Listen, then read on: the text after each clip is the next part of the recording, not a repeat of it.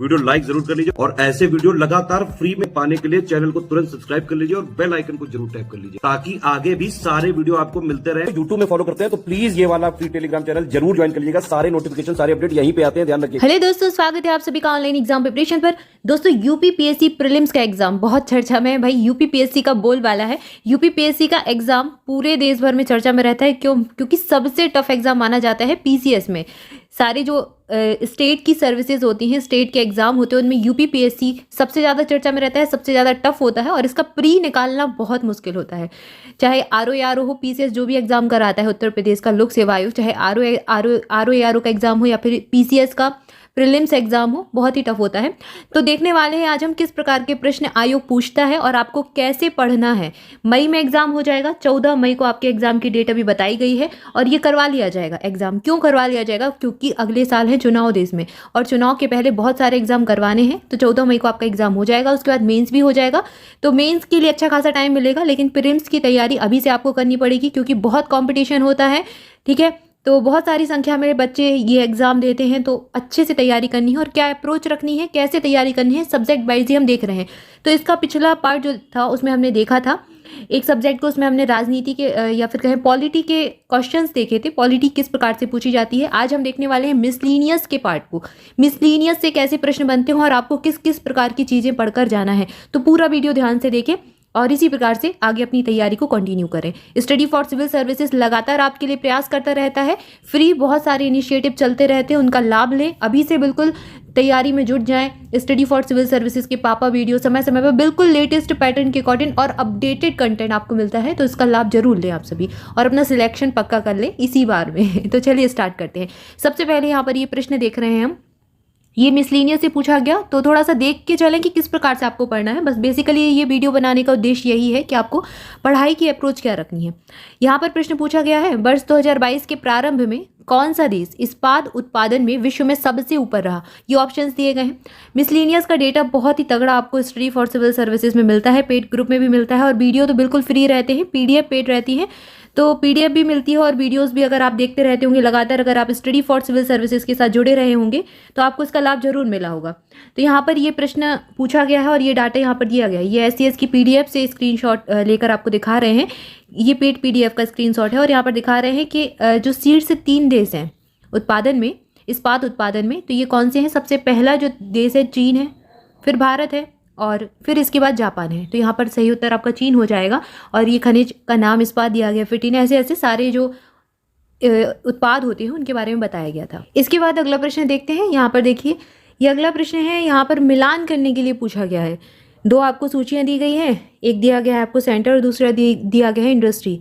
यानी कि जैसे कि यहाँ पर ये 4 ऑप्शन दिए गए हैं, तो आपको मिलान करना है कि कौन सा किसके साथ सही है, किस वाले इंडस्ट्री का सेंटर कहाँ पर है, किस शहर में है। तो ये पूरी लिस्ट आपको यहाँ पर स्टडी फॉर सिविल सर्विसेज की पीडीएफ में मिली थी और ये दिया गया है, जैसे डेट्रॉइट दिया गया, आपको हाईलाइट करके भी दिखाया गया है कि सारी चीज़ें यहाँ पर हैं। तो ये इस प्रकार से, तो जिन्होंने भी पढ़ा होगा उनसे ये प्रश्न बन गया होगा। तो आपको इस प्रकार की चीज़ें पढ़कर जाना है कि कोई जैसे कि कौन सी इंडस्ट्री किस शहर में, उसका सेंटर या फिर मुख्यालय, मुख्य रूप से कहाँ पर कौन सी चीज़ प्रसिद्ध है, ये सारी चीज़ें पढ़कर जाना है। इसके बाद ये प्रश्न तो इकोनॉमिक्स का है, ये इकोनॉमिक्स में देखेंगे।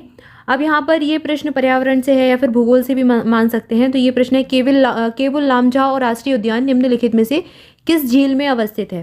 तो ये दिया गया है यहाँ पर लोकटक झील, यह उत्तर पूर्वी, पूरे डिटेल के साथ दिया गया और सारी झील दी गई हैं, पूरा डिटेल में पढ़ाया भी गया है। ऑनलाइन एग्जाम प्रिपरेशन पर भी इससे रिलेटेड वीडियो डला हुआ था। इसके बाद यहाँ पर इतिहास से एक प्रश्न पूछा गया है, जलियांवाला बाग हत्याकांड के विरोध में किसने ब्रिटिश सरकार की नाइटहुड की उपाधि को लौटा दिया था? तो यहाँ पर ये ऑप्शन दिए गए हैं और ये बताया गया है आपको, ये रविन्द्रनाथ टैगोर के द्वारा ये उपाधि लौटा दी गई थी। तो स्टडी फॉर, आप देख रहे हैं ना कंटेंट कितना दिया गया आपको, जितना आपके एग्जाम में पूछा जाता है बिल्कुल उतना ही, नहीं बहुत ज़्यादा। कहने को तो जलियांवाला जो नरसंहार हुआ था उसमें काफ़ी सारी चीज़ें थी, तो इतना नहीं पढ़ना है। सिर्फ पढ़ना उस अप्रोच से है कि आपसे एग्जाम क्लियर हो जाए, आपके एग्जाम में कौन सी चीज़ें पूछी जाती हैं, किस हिसाब से पूछा जाता है, बस उतना ही पढ़ना है आपको। कोई बहुत पीएचडी नहीं करनी है किसी भी सब्जेक्ट में, बस एग्जाम की अप्रोच सही होनी चाहिए, तो आपसे एग्जाम निकल जाएगा। एग्जाम निकालना बहुत आसान रहेगा। इसके बाद अगला प्रश्न यहाँ पर पूछा गया, सत्यशोधक समाज के संस्थापक कौन थे जिनका प्राथमिक जोर सत्य की खोज पर था? तो ये ऑप्शंस दिए गए हैं और यहाँ पर लिखा गया है, सत्यशोधक आंदोलन जो था और इससे संबंधित कौन थे? ज्योतिबा फुले के द्वारा ये स्थापित किया गया था। ऑप्शन सी यहाँ पर सही उत्तर हो जाएगा। और ये कब चालू हुआ था, कब आया था, किस क्षेत्र में ये इसका प्रभाव रहा, ये भी बताया गया और इसका कारण और प्रभाव भी आपको बताया गया है यहाँ पर। इसके बाद अगला प्रश्न यहाँ पर इको मार्क से पूछा गया है कि किस उत्पाद को इको मार्क दिया जाता है। अब यहाँ पर ये अलग अलग चीज़ें जो स्टडी फॉर सिविल सर्विसेज की चलती है, तो उसमें एक पेड क्विज वाला सेक्शन भी करवाया जाता है। आपको क्विज लगवाए जाते हैं लगातार, बहुत अच्छे से हर एक जो है सब्जेक्ट के क्विज लगवाए जाते हैं, एक टॉपिक के कई कई सारे क्विज लगवाए जाते हैं, तो बहुत अच्छे से प्रैक्टिस करवाई जाती है ताकि आप हर तरीके से तैयार हो सके एग्जाम हॉल में परफॉर्म करने के लिए। तो ये प्रश्न उसी में पूछा गया था। इको मार्क उन भारतीय उत्पादों को दिया जाता है जो किससे संबंधित हो? पर्यावरण के प्रति मैत्रीपूर्ण हो। तो यहाँ पर जो पर्यावरण से मित्रव्रत हो। ऑप्शन सी सही उत्तर है और ऑप्शन सी में यहाँ पर दिया गया, ऑप्शन सी में ही प्रश्न पत्र में दिया गया था। तो बिल्कुल एज इट इज़ प्रश्न आपसे कह सकते हैं कि पूछ लिया गया स्टडी फॉर सिविल सर्विसेज के कंटेंट से। इसके बाद अगला प्रश्न यहाँ पर देख रहे हैं आप। अब यहाँ पर भी सही सुमेलित करने के लिए पूछा गया है, जोड़ियों का मिलान करना है और बताना है कि कौन सा एक सही सुमेलित है। तो ये 4 नाम दिए गए हैं आपको, राधा स्वामी सत्संग, भारत धर्म महामंडल, सनातन धर्म दक्षिणी सभा और ये एक दिया गया है देव समाज। और ये आपको ये पूरा लिस्ट आपको ये मिली थी, उसमें ये आपने पढ़ा होगा, ये दिया गया था यहाँ पर देव समाज ये दिया गया है, भारत धर्म महामंडल और राधा स्वामी सत्संग, सारी चीज़ें दी गई हैं यहाँ पर। इसके बाद अगला प्रश्न यहाँ पर पूछा गया है, किस मुगल शासक ने बनारस के संस्कृत और हिंदी के महान विद्वान कविंद्र आचार्य सरस्वती को राजकीय संरक्षण प्रदान किया था? तो किसके द्वारा ये प्रदान किया गया था? और ये यहाँ पर आपको मिल जाएगा, कविंद्राचार्य शाहजहाँ के आश्रित कवि थे। तो यहाँ पर सही उत्तर हो जाएगा ऑप्शन ए, शाहजहाँ के। और इसके आगे और डिटेल भी आपको दी गई है, अगर आप इसको पढ़ना चाहें तो पढ़ सकते हैं। इनकी भाषा में ब्रज और अवधि का अनुपम समन्वय था। किसकी भाषा में? कविंद्राचार्य की भाषा में। और कविंद्र कल्पता उन्होंने शाहजहाँ की प्रशस्ति में प्रणीत की थी। तो कविंद्र कल्पता इनकी एक रचना थी। सरस्वती उपाधि धारक यह विद्वान संस्कृत का मर्मज्ञ था। ठीक है, तो ये संस्कृत के कवि थे। इसने बादशाह से निवेदन कर तीर्थ यात्रा कर समाप्त करवा दिया था। तो तीर्थ यात्रा कर भी इनके सौजन्य से समाप्त करवाया गया था। इसके बाद अगला जो प्रश्न है यहाँ पर, ये प्रश्न देख रहे हैं, हमारे द्वारा उपयोग किए जाने वाली ऊर्जा के अधिकांश स्रोत संग्रहित सौर ऊर्जा का प्रतिनिधित्व करते हैं और निम्नलिखित में से कौन सा अंततः सूर्य की ऊर्जा से व्युत्पन्न नहीं होता है? तो सूर्य की ऊर्जा से कौन सा जो है वो कौन सी ऊर्जा है जो व्युत्पन्न नहीं होती है, बताना है। तो ये पूरा आपको ये मिला होगा, सौर ऊर्जा और जो स्रोत है नवीकरणीय ऊर्जा, सारे आपको ऊर्जा के स्रोत बहुत अच्छे से डिटेल में स्टडी फॉर सिविल सर्विसेज के कंटेंट में मिल जाएंगे। इसमें पूरा बताया गया है और यहाँ पर लिखा हुआ है कि भूतापीय ऊर्जा, भूतापीय ऊर्जा यहाँ पर इसको कहा जाता है। ये कहाँ से मिलती है? भूमिगत गर्म सूखे पत्थर, मैग्ना गर्म पानी के झरनों या फिर प्राकृतिक गीजर से उत्पन्न होती है भूतापीय ऊर्जा। इसके बाद अगला प्रश्न यहाँ पर देखते हैं। अगला प्रश्न कौन सा दिया गया है? ये बहुत आगे पहुँच गया पीडीएफ, रुको इसको थोड़ा सा पीछे करते हैं। यहाँ पर हमने ये प्रश्न देखे, कुछ इतिहास के प्रश्न देखे, कुछ पर्यावरण के प्रश्न देखे। अब यहाँ पर एक प्रश्न और देखते हैं मिसलीनियस से जो पूछा गया। ये आपको कथन दिया गया है और कारण दिया गया है और ये मिसलीनियस से प्रश्न बना है कि उत्पादन के बारे में पूछा गया है, तांबे के उत्पादन के बारे में। तो ये 2 ऑप्शन आपको दिए गए हैं, 2 ऑप्शन क्या है या फिर कथन कहें, अभी कथन और कारण है। तो ये आपको पूरा लिस्ट आपको ये मिली है मिसलीनियस में। उत्पादन के क्षेत्र में बताया गया है चिली सबसे ज़्यादा उत्पादन करने वाला राज्य है, देश है, फिर पेरू, फिर चीन और भंडार में भी चिली है। ताम्र की अयस्क की बात हो रही है, तांबा ताम्र अयस्क की बात हो रही है। और अगर भारत की बात करें तो भारत में मध्य प्रदेश में सबसे ज़्यादा उत्पादन होता है और भंडारण सबसे ज़्यादा भारत में राजस्थान राज्य में मिलेगा। तो ये प्रश्न यहाँ से बना मिसलीनियस से। इस प्रकार के प्रश्न भी पूछे जा सकते हैं, तो इसके लिए भी आप तैयारी करें। इसके बाद अगला जो प्रश्न हम देखने वाले हैं, जनजातियों से प्रश्न पूछा गया है।